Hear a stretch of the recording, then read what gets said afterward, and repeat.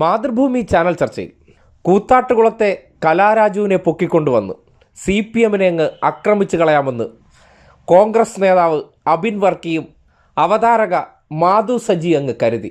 എന്തൊരാവേശമായിരുന്നു! കൂത്താട്ടുകുളത്തെ കലാരാജുവിന് വേണ്ടിയുള്ള ആ വികാരം പൊട്ടിയൊലിക്കുന്നത് കണ്ടാൽ വയനാട് 2 പേർ ആത്മഹത്യ ചെയ്ത വിഷയത്തിൽ ഈ ആവേശമൊന്നും കണ്ടില്ല എന്ന് വേണം അതിനെ തുടക്കത്തിൽ പറയാൻ. എന്തായാലും ആ വിഷയവുമായി ബന്ധപ്പെട്ട് അബിൻ വർക്കിക്കൊക്കെ ആവേശപൂർവ്വം വാചക കസരത്ത് നടത്താൻ കിട്ടിയ അവസരത്തിൽ പറഞ്ഞ വാചകത്തിനും തുടക്കത്തിൽ തന്നെ വളരെ ശാന്തമായി അരുൺകുമാർ കൊടുത്തൊരു മറുപടിയുണ്ട്. ഈ വിഷയവുമായി ബന്ധപ്പെട്ട് CPM-ന് കൂടുതൽ വിശദീകരണം കൊടുക്കേണ്ട കാര്യമില്ല എന്ന മുന്നറിയിപ്പ്. കോൺഗ്രസിന്റെ പ്രതിനിധി വളരെ വൈകാര്യമായി അല്ലെങ്കിൽ വികാരഭരിതനായിട്ട് അങ്ങ് ആക്രോശിക്കുകയാണ്. അദ്ദേഹവും സ്ഥലത്തുണ്ടായിരുന്നു. കോൺഗ്രസിന്റെ മൂവാറ്റുപുഴ MLA സ്ഥലത്തുണ്ടായിരുന്നു. അത് നമുക്കറിയാം. DCC പ്രസിഡന്റ് അടക്കം ജില്ലാ കോൺഗ്രസ് നേതൃത്വം മുഴുവൻ സ്ഥലത്തുണ്ടായിരുന്നു. ഈ അബിൻ വർക്കിക്ക് എന്താ കൂത്താട്ടുകുളം അവിശ്വാസ പ്രമേയത്തിൽ ചർച്ച? റോൾ അവിടെ നിയോജകമണ്ഡലം വേറെ. ഞാൻ പറയട്ടെ ഇങ്ങനെ ഒച്ചപ്പാടുണ്ടാക്കാനാണെങ്കിൽ അബിൻ നിങ്ങളെക്കാളും അല്ല, അദ്ദേഹം ഇങ്ങനെ ഒച്ചപ്പാടുണ്ടാക്കാനാണ് ഇന്ന് വന്നിരിക്കുന്നത്. ഇന്നത്തെ എല്ലാ ചാനൽ ചർച്ചകളിലും കോൺഗ്രസിന്റെ പ്രതിനിധികളുടെ ലക്ഷ്യം ഇതാണ്. അതുകൊണ്ട് അത്തരം ഒച്ച വന്നാൽ ഞാൻ നിർത്തുന്നേ ഉള്ളൂ. കാരണം എനിക്ക് അത്തരത്തിൽ കൂടുതൽ ഒച്ചയുണ്ടാക്കി ജനങ്ങളെ ബോധ്യപ്പെടുത്തുന്നില്ല. ഇടതുപക്ഷവുമായി ബന്ധപ്പെട്ട എന്തെങ്കിലും വിഷയം വരുന്നെങ്കിൽ വല്ലാതെ സടകുടഞ്ഞെണീക്കുന്ന മാപ്രകളുടെ ആവേശം അതാർക്കും മനസ്സിലാകുന്നില്ലെന്നാണ് കരുതുന്നത്. കാര്യം ഒരു പ്രത്യേക സ്റ്റഡി ക്ലാസ് ആണല്ലോ ഏത് ഇടതുപക്ഷവുമായി ബന്ധപ്പെട്ട വിഷയത്തിൽ കേരളത്തിലെ മാപ്രകൾ എടുക്കാറുള്ളത്. അത് കോൺഗ്രസിൻ്റെ കാര്യത്തിൽ വരുമ്പോൾ ആവേശമുണ്ടാകാതെ വളരെ ശാന്തമായും സരസമായും ഗാന്ധിയൻ മോഡൽ കോൺഗ്രസ്സുകാരടുത്ത് ആ വിഷയങ്ങളെക്കുറിച്ച് ചോദിക്കുന്നൊരു ശൈലിയൊക്കെ കാണുമ്പോൾ തോന്നാറുണ്ട് ഇവരെയും റിക്രൂട്ട് ചെയ്തത് കോൺഗ്രസ്സുകാരാണോ എന്നുള്ള സംശയം. എന്തായാലും ഇന്നലെ മാധു സജിയുടെ ഇടയ്ക്കിടയ്ക്കുള്ള ആ കൂത്താട്ടത്തെയും അബിൻ വർക്കിയുടെ ഇടയ്ക്കിടയ്ക്ക് വിരളി പൂണ്ടുവരുന്ന രോഗത്തിനും കൂടി അരുൺകുമാർ കൊടുത്ത ഒറ്റമൂലി ഗംഭീരമാണെന്ന് പറയാതിരിക്കാൻ നിവർത്തിയില്ല. ആ ഒരു ഒറ്റ മൂലിയോടുകൂടി കലാരാജു വിഷയത്തിൽ കെട്ടിപ്പൊക്കിയ നുണകളെല്ലാം ചീട്ട് കൊട്ടാരം പോലെ തകർന്നു എന്ന് പറഞ്ഞാൽ മതി. ഇത് അനുഭവിച്ച വ്യക്തി വന്നിവിടെ നേരിട്ട് പറയാണ്, എന്നെ തട്ടിക്കൊണ്ടുപോയി, എന്നെ ആക്രമിച്ചു, ഞാൻ വോട്ട് ചെയ്യാൻ വന്നതാണ്, എന്നോട് ഇങ്ങനെയൊക്കെ പെരുമാറി. ഈ കോൺഗ്രസിന്റെ പ്രതിനിധി വളരെ വൈകാര്യമായി അല്ലെങ്കിൽ വികാരഭരിതനായിട്ട് അങ്ങ് ആക്രോശിക്കുകയാണ്. അദ്ദേഹവും സ്ഥലത്തുണ്ടായിരുന്നു. കോൺഗ്രസിന്റെ മൂവാറ്റുപുഴ MLA സ്ഥലത്തുണ്ടായിരുന്നു. അത് നമുക്കറിയാം. DCC പ്രസിഡന്റ് അടക്കം ജില്ലാ കോൺഗ്രസ് നേതൃത്വം മുഴുവൻ സ്ഥലത്തുണ്ടായിരുന്നു. ഈ അബിൻ വർക്കിക്ക് എന്താ കൂത്താട്ടുകുളം അവിശ്വാസ പ്രമേയത്തിൽ ചർച്ച?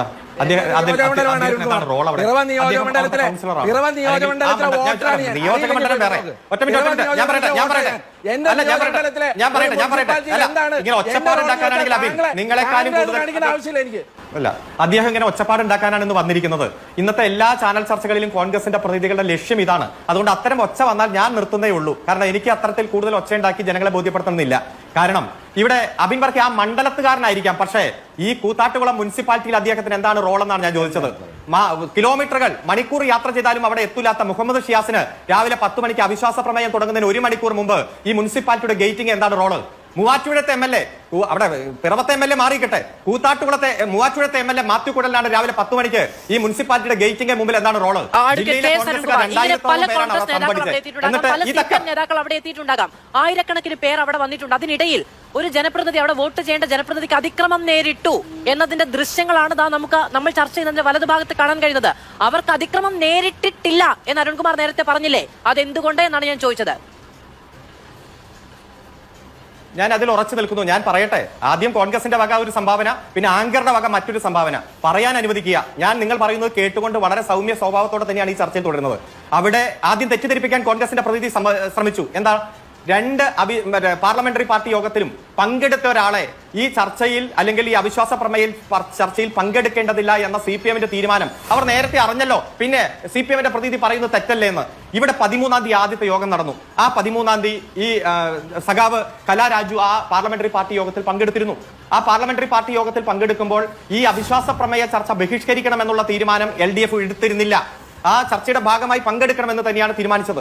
അതിനുശേഷം 17-ാം തീയതി പാർലമെന്ററി പാർട്ടി യോഗം ചേർന്നു. പക്ഷെ 17-ാം തീയതി കലാരാജുവിനെ പറ്റി ഒരു അറിവുമില്ല. 15-ാം തീയതി മുതൽ ഇവരെ എവിടെയാണ്, ഈ സഖാവ് എവിടെയാണെന്നുള്ള ധാരണ ആർക്കുമില്ല. അപ്പൊ അതുകൊണ്ട് 2ാമത്തെ യോഗത്തിലെടുത്ത തീരുമാനം കലാരാജു അറിഞ്ഞിട്ടില്ല. ഈ തീരുമാനം പറയാൻ വേണ്ടിയിട്ടാണ് ഒരു വാഹനത്തിൽ ഇവർ വന്നിറങ്ങിയപ്പോൾ തന്നെ മുനിസിപ്പൽ ചെയർമാൻ അടുത്തേക്ക് ചെന്നത്. ആ മുനിസിപ്പൽ ചെയർമാൻ ഇത് പറയാൻ നമുക്ക് ഒന്ന് രണ്ട് കാര്യം പറയാനുണ്ട്, ഞങ്ങളുടെ തീരുമാനം പറയാനുണ്ടെന്ന് പറഞ്ഞ് മാറ്റിയപ്പോൾ തന്നെ കോൺഗ്രസിന്റെ പ്രവർത്തകരാണ് വളഞ്ഞ് അവർ അവിടെ മുനിസിപ്പൽ ചെയർമാന്റെ വാഹനത്തിൽ കയറുന്നത് തടഞ്ഞത്. ആ ദൃശ്യം സൂക്ഷ്മമായി പരിശോധിച്ചാൽ അങ്ങേക്ക് മനസ്സിലാകും. അവിടെ സഖാവ് കലാരാജുവിനെ മുനിസിപ്പൽ ചെയർമാനായിട്ടുള്ള വിജയ ശിവൻ അടുത്തുപോയി സംസാരിക്കുന്നതും മാറി നിന്ന് സംസാരിക്കാം എന്ന് പറഞ്ഞ് വാഹനത്തിന്റെ അടുത്തേക്ക് പോകുമ്പോൾ ആരാണ് തടയാൻ ശ്രമിച്ചത്? ആരാണ് വാഹനത്തിൽ കയറാൻ അനുവദിക്കാതിരുന്നത്? ആ സമയത്ത് ബലമായി വാഹനത്തിലേക്ക് പോയി കയറി 200 മീറ്റർ അടുത്തുള്ള പാർട്ടി ഓഫീസിലേക്കാണ് പോയത്. അവിടെ ഇരുന്ന് ചായ കുടിച്ചു, ഭക്ഷണം കഴിച്ചു, വൈകുന്നേരം വരെ വളരെ സൗമ്യമായിട്ടിരുന്നു.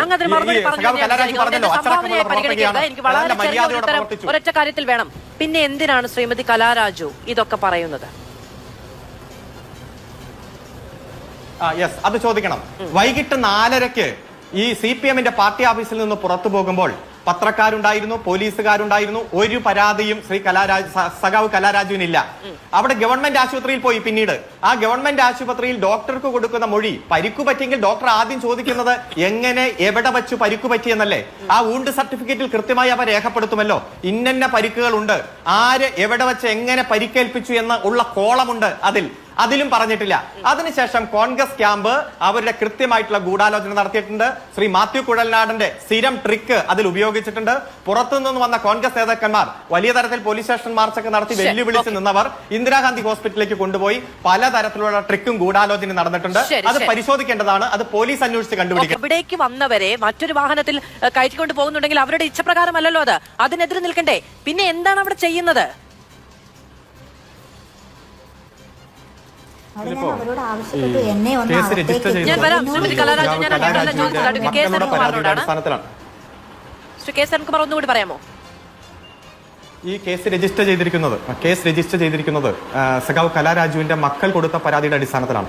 ആ പരാതിയിൽ കൃത്യമായിട്ട് ഒരു പറഞ്ഞു കേട്ടുള്ള അറിവായിരിക്കാം, ഇങ്ങനെ അവിടെ വന്നപ്പോൾ അമ്മയെ കാണാനില്ല എന്ന രൂപത്തിലാണ് പരാതി. പോലീസ് കൃത്യമായിട്ട് പരിശോധിക്കുമ്പോഴും മൊബൈൽ ഫോൺ റെക്കോർഡ്സ് ഒക്കെ പരിശോധിക്കുമ്പോഴും ഒരു 200 കിലോമീറ്റർ ചുറ്റളവിലുണ്ടെന്നും പാർട്ടി ഓഫീസിലുണ്ടെന്നും പോലീസിന് ബോധ്യപ്പെട്ടിട്ടുണ്ട്. കാരണം CPM-ന്റെ പാർട്ടി ഓഫീസ് എന്ന് പറഞ്ഞാൽ ആളുകൾക്ക് വരാനും പത്രം വായിക്കാനും അവരുടെ കാര്യസാധ്യത്തിന് വരാനും ഒക്കെ ഉള്ള തൊട്ടടുത്ത് 200 മീറ്ററുള്ള ഓഫീസാണ്. അവിടെ CPM-ന്റെ എല്ലാ അംഗങ്ങൾ, പ്രത്യേകിച്ച് ഈ കൂത്താട്ടുകുളം നഗരസഭാ അംഗങ്ങൾ അവിടെ ഉണ്ട്. അവർ ഈ വോട്ടിംഗ് ബഹിഷ്കരിക്കുകയാണ്, അവിശ്വാസ പ്രമേയത്തിൽ പങ്കെടുക്കുന്നില്ല. CPM-ന്റെ അരിവാൾ ചുറ്റിക ചിഹ്നത്തിൽ തന്നെ മത്സരിച്ച് വിജയിച്ച കലാരാജു അവിടെ ഉണ്ടെന്ന് പോലീസിന് ബോധ്യമുണ്ട്.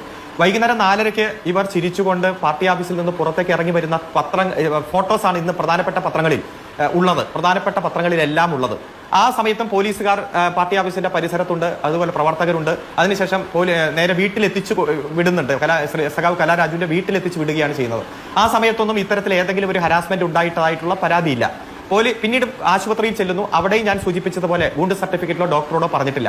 രണ്ടാമത് അവിടെ നിന്ന് ഇപ്പൊ എന്റെ കയ്യിലുള്ള ഒരു ചിത്രമുണ്ട്. ഈ ചർച്ചയിൽ പങ്കെടുക്കുന്ന കോൺഗ്രസിന്റെ പ്രതിനിധിയും മാത്യു കുഴൽനാടനും കൂടി ഈ ശ്രീമതി കലാരാജുവിനെ, സഖാവ് കലാരാജുവിനെ ഒരു സ്ട്രക്ചറിൽ ഇരുത്തി കൊണ്ടുപോകുന്ന ചിത്രമാണ്. ആ ചിത്രത്തിന്റെ അടിക്കുറിപ്പ് മലയാള മനോരമയുടെ പത്രത്തിലുള്ളതാണ്.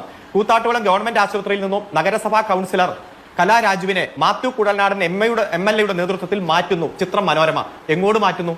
ആ മാറ്റുന്നതും അത് പിന്നീട് മനസ്സിലാക്കിയത് 10-40 കിലോമീറ്റർ ദൂരെയുള്ള എറണാകുളത്തെ ആശുപത്രിയിലേക്ക്. ആയിക്കോട്ടെ, അതൊക്കെ അവരുടെ സ്വകാര്യമായിട്ടുള്ള കാര്യം. അങ്ങനെ മാറ്റുമ്പോഴും ഇത്തരത്തിൽ ഏതെങ്കിലും ഹരാസ്മെന്റ് അവർക്ക് ഉണ്ടായിട്ടുണ്ടെങ്കിൽ, ശാരീരികമായിട്ടുള്ള ആക്രമണം ഉണ്ടായിട്ടുണ്ടെങ്കിൽ നിരവധി CCTV ദൃശ്യങ്ങൾ നിങ്ങളടക്കം കാണിക്കുന്നുണ്ടല്ലോ. കൃത്യമായി പരിശോധിക്കേണ്ടതാണ്. കൗൺസിലർമാരുടെ ഭാഗത്തുനിന്നോ നഗരസഭാ ചെയർമാന്റെ ഭാഗത്തുനിന്നോ ഒരു തരത്തിലും ഒരു അതിക്രമം ഉണ്ടായിട്ടില്ല. ഇടതുപക്ഷത്തിന്റെ ഭാഗമായിട്ടുള്ള ഏതെങ്കിലും ഒരു കൗൺസിലറെയൊക്കെ പർച്ചേസ് ചെയ്ത് BJP മാതൃകയിൽ ചാക്കിലാക്കി നമുക്ക് എവിടെയെങ്കിലുമൊക്കെ അവിശ്വാസം കൊണ്ടുവരാം. അത് ഏതെങ്കിലും തദ്ദേശ സ്ഥാപനങ്ങളിൽ മാത്രം, അല്ലെങ്കിൽ മുനിസിപ്പാലിറ്റിയിൽ മാത്രം. നേരെ മറ്റേതെങ്കിലും സംസ്ഥാനത്തെ ഒരു BJP നേതാവിനെ ചാക്കിട്ട് പിടിക്കാൻ പോകുന്നവർ ഒടുവിൽ BJPയുടെ ആ ചാക്കിനകത്ത് ഇറങ്ങിപ്പോകുന്ന കാഴ്ചയാണ് നമ്മൾ കാണുന്നത്.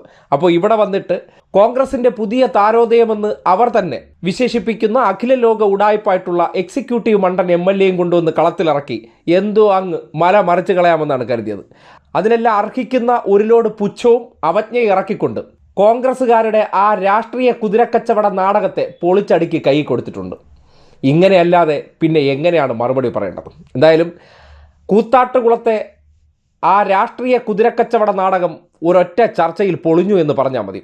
കൃത്യമായിട്ടുള്ള ഉത്തരം കൊടുത്തും അബിൻ വർക്കിയുടെ ഇടയ്ക്കിടയ്ക്കുള്ള ആ വിരളി പൂണ്ട് വരുന്ന ഒരു പ്രത്യേക രോഗലക്ഷണം, അത് പാർക്കിൻസൺസുമായിട്ട് ചേർത്ത് വെച്ച് നമുക്ക് നോക്കുകയാണെങ്കിൽ അത്തരം രോഗത്തിൻ്റെ സിംറ്റംസ് ആണെന്ന് തോന്നുന്ന രീതിയിലുള്ള ചർച്ചയിലെ പ്രകടനങ്ങളെല്ലാം പൊളിച്ചടുക്കി വിട്ടത് ഒരു ഗംഭീര കാഴ്ച തന്നെയായിരുന്നു.